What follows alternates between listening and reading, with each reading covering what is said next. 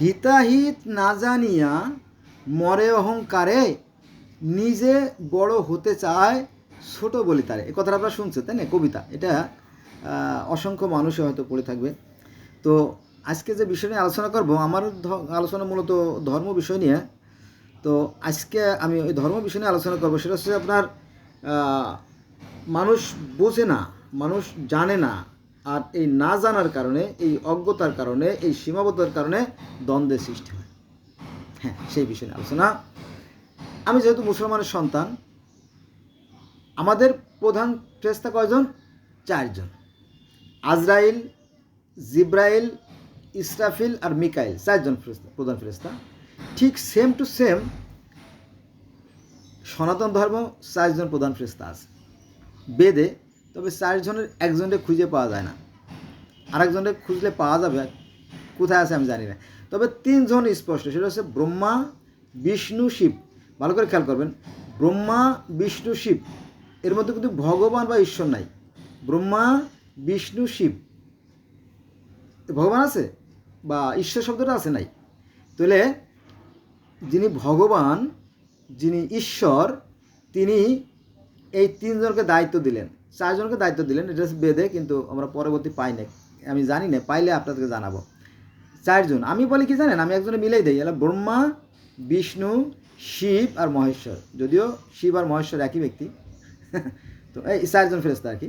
তো ব্রহ্মা হচ্ছে সৃষ্টিকর্তা, ব্রহ্মা সৃষ্টিকর্তা, তিনি সৃষ্টি করেন, যেটা মুসলমানরা জানে না।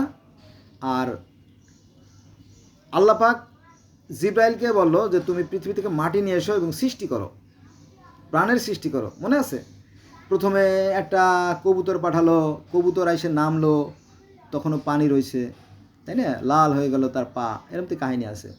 কাক কাক কাক বেসতে থেকে কাক পাঠানো হয়েছিল, ওই যে হাবিল কাবিলের কাহিনীতে কাক পাঠালো। তারপরে হযরত আদম আলাইহিস সালাম, প্রথম মানব যখন পৃথিবীতে আসে, তার সাথে একটা গরু ছিল। এরকম তো অসংখ্য অসংখ্য কাহিনী আছে। তারপরে সাপের কাহিনী, ময়ূরের কাহিনী, স্বর্গে সাপ ছিল, ময়ূর ছিল, হরিণ ছিল, এরকম তো অনেক কাহিনী আছে। কিন্তু এই বিষয় নিয়ে এক একটা ধর্মে এক একভাবে ব্যাখ্যা বিশ্লেষণ করা আছে। তো মূল কথা আসি যে 4 জন ফেরেশতা। তাহলে একজন ফেরেশতাকে সৃষ্টিকর্তা বলো, তুমি প্রাণের সৃষ্টি করো। আমাদের ইসলাম ধর্মে বললে আমরা আজরাইলকে বলা যেতে পারে। আজরাইল পৃথিবী থেকে মাটি নিল এবং ফেরেশতারা সেই মাটি দিয়ে মূর্তি তৈরি করলো। তারপরে সেই মূর্তির মধ্যে ফু দিয়ে আল্লাহ পাক কী করলেন, তাকে সচল করলো, এইভাবে প্রাণের সৃষ্টি হলো, জানেন তো। তো ওই একই কথা সনাতন ধর্মে, যে ব্রহ্মাকে সৃষ্টিকর্তা বলো, তুমি সৃষ্টি করো। ব্রহ্মা সৃষ্টি করলো, একজন সৃষ্টি করলো বা একজন সৃষ্টি করতেছে করতেছে আরেকজন পালন করতেছে। বিষ্ণু হচ্ছে পালনকর্তা, তিনি কি করেন, পালন করেন। অর্থাৎ পৃথিবীতে যত প্রাণী আছে সমস্ত জীবের আহার বন্টন করেন। কোথা থেকে? এই পৃথিবী থেকেই। পৃথিবীর যে আছে, এই পৃথিবীতে যে মাটি আছে, এই মাটির সারাংশ নির্যাস থেকেই আমাদের খাদ্য আসে, মানে ঠিক আছে, এটা আর কি, এখান থেকেই। তো শিব কি করে, সে আহার বন্টন করে। আর ব্রহ্মা, বিষ্ণু, শিব, ব্রহ্মা সৃষ্টিকর্তা, বিষ্ণু পালনকর্তা, আর শিব আছে সংহারকর্তা। আর যম আছে, যে নরকপুরী যম, সে প্রাণ নাশ করে। তো 4 জন পাওয়া যায় আর কি, যদি আপনারা ধরেন। তো 4 জন সনাতন ধর্ম পাওয়া যায়, আবার ইসলাম ধর্ম 4 জন আছে। আজরাইল আছে প্রাণ সৃষ্টিকারী, আবার প্রাণ নাশকারী, পাইলাম একই, তাই না?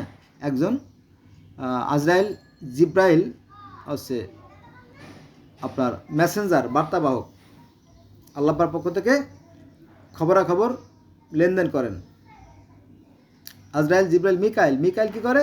মিকাইল সমস্ত জীবের আহার বন্টন করে, জানেন তো, তাই না? আহার বন্টন করে, তো একই তো কথা। তাহলে আমরা সনাতন ধর্মে যদি যাই, তাহলে পাবো ব্রহ্মা, বিষ্ণু, শিব, মহেশ্বর। ব্রহ্মা, বিষ্ণু, শিব, মহেশ্বর 4 জন। একজন পাচ্ছি না আমি, ভুল, ক্ষমা দৃষ্টি থাকবেন। আমাদের ইসলাম ধর্মে 4 জন, আজরাইল, জিব্রাইল, ইসরাইল, মিকাইল। এখন এই 4 জনের কথা বহু ধর্মে আছে, যেমন মিশরীয় ধর্মে আছে। সৃষ্টিকর্তা আছে রা, যিনি অদৃশ্যের দেবতা, নিরাকার দেবতা। তিনি কি করলেন, তিনি একজন 4 জন ফেরেশতা সৃষ্টি করলেন। একজনের নাম হচ্ছে হু, শেহা, শেহেম আর হেহো, 4জন ফেরেশতা সৃষ্টি করলেন। বোঝা গেছে বিষয়টা?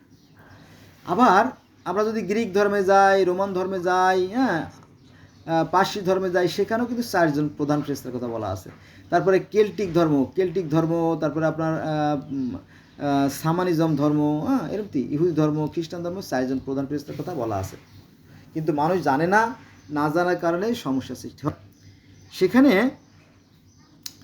গ্রিক ধর্মে আমরা দেখতে পারি যে যিনি অল ইন অল, অর্থাৎ যিনি সর্বসর্বা, যিনি সর্বশ্রেষ্ঠ, যিনি সৃষ্টিকর্তা, যিনি জ্যোতিময় এবং অদৃশ্য, তিনি হচ্ছেন কাওয়াস, গ্রিক ধর্ম, রোমান ধর্মে। তো এই কাওয়াস কী করলো? কাওয়াস আবার ফেরেশতা সৃষ্টি করলো। তাদের মধ্যে স্বর্গের যে ফেরেশতা, স্বর্গের যে দেবতা, সে হচ্ছে জিউস। এই স্বর্গের দেবতাই এপিমিথিউসকে বলল, হে এপিমিথিউস, তুমি করো বিভিন্ন ধরনের গাছপালা, জীব জন্তু, কীট পতঙ্গ, লতা পাতা, গুল্ম, সাপ, মাছ, ব্যাং, ফড়িং, টিয়া, ঘুঘু, ময়না, গরু, ছাগল, কুত্তা, বিলেই, ইঁদুর, বেজি, হ্যাঁ, টিকটিকি, টুনটুনি, শালিক, দোয়েল, কোয়েল, ময়না, এগুলো সৃষ্টি করো। তো এপিমিথিউস তো সেই স্বর্গের যিনি দেবতা, তার নির্দেশ মতো সব কিছু সৃষ্টি করলেন। আর প্রমিথিউসকে বললো, হ্যাঁ প্রমিথিউস, বললো জি হুজুর, বললো যে তুমি একটা কাজ করো। কি কাজ? যে তুমি মাটি দিয়ে, গ্রিক পুরাণে আপনারা পড়ে দেখেন যে সেখানে তুমি মাটি দিয়ে মানুষ সৃষ্টি করো, প্রমিথিউসকে বললো। তো প্রমিথিউস যথাজ্ঞা, যা বলবেন সেটি রাইট। তারপরে তিনি কী করলেন? তিনি ওই মাটি দিয়ে মানুষ সৃষ্টি করলেন। মাটি দিয়ে মানুষ সৃষ্টি করার পরে যখন কমপ্লিট হয়ে গেছে, ওই যে মনে আছে আমাদের সূরা কোরআনের সূরা আল বাকারার 34, 35, 36 নম্বরে বলা হয়েছে। তারপরে সূরা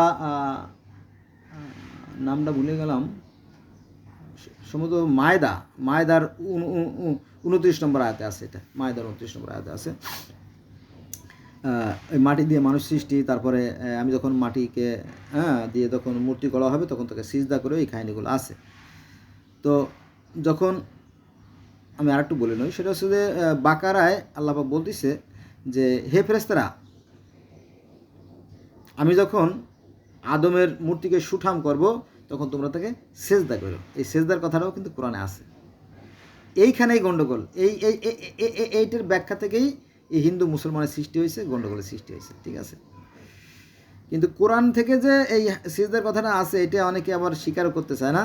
তারা বলে যে না, কোরআনে কোনো সিজদার কথা নাই, মানে কোরআনকে অস্বীকার করে।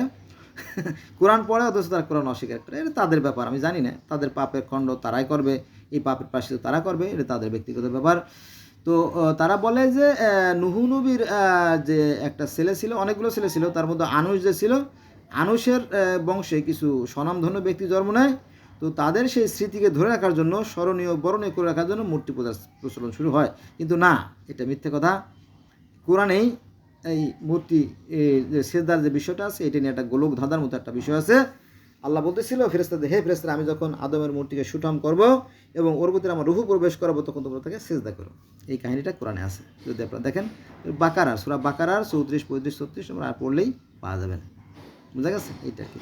তো যাই হোক, তো গ্রিক ধর্মের প্রমিথিউস যখন মাটি দিয়ে মানুষ তৈরি করা হয়ে গেল তার, তখন মাটি দিয়ে মানুষ তৈরি শেষ, তখন তিনি আবার স্বর্গের রাজা জিউসকে বললো, হে জিউস, আমি তো মাটি দিয়ে মানুষ তৈরি করা হয়ে গেছে, আমার কি করব? বললো যে রাখো, একটু ধৈর্য ধরো, আমি লোক পাঠাচ্ছি। তখন স্বর্গের দেবী এথেনা আসলো।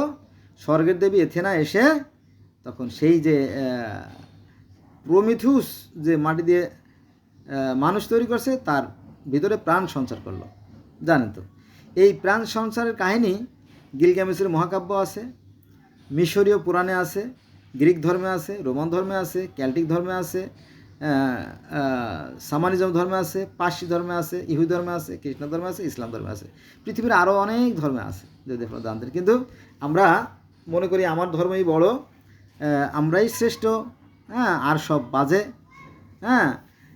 এই অহংকারের কারণে, হিংসার কারণে, বিদ্বেষের কারণে বা ঘৃণার কারণে আমাদের অন্য ধর্ম সম্বন্ধে জেনে ওঠে না, কিন্তু আসলে বিষয়গুলো এক এবং অভিন্ন।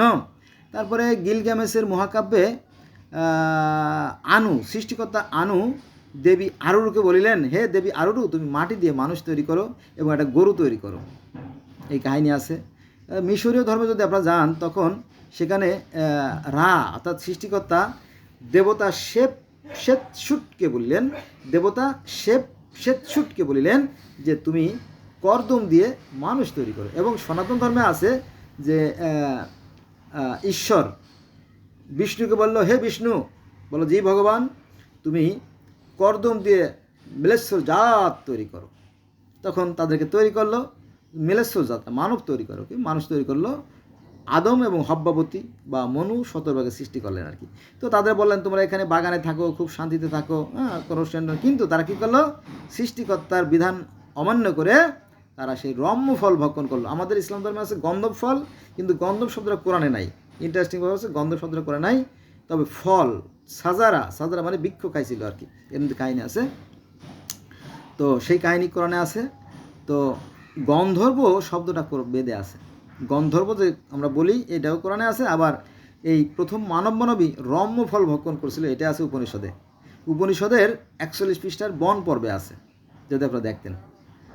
আমি দেখছি, আমার কাছে এগুলো আছে। আমি পৃথিবীর বিভিন্ন ধর্মের ছাত্র, আমি বিভিন্ন জায়গাতে, এগুলো বাংলাদেশে পাবেন না, কঠিন বিষয় তাই না?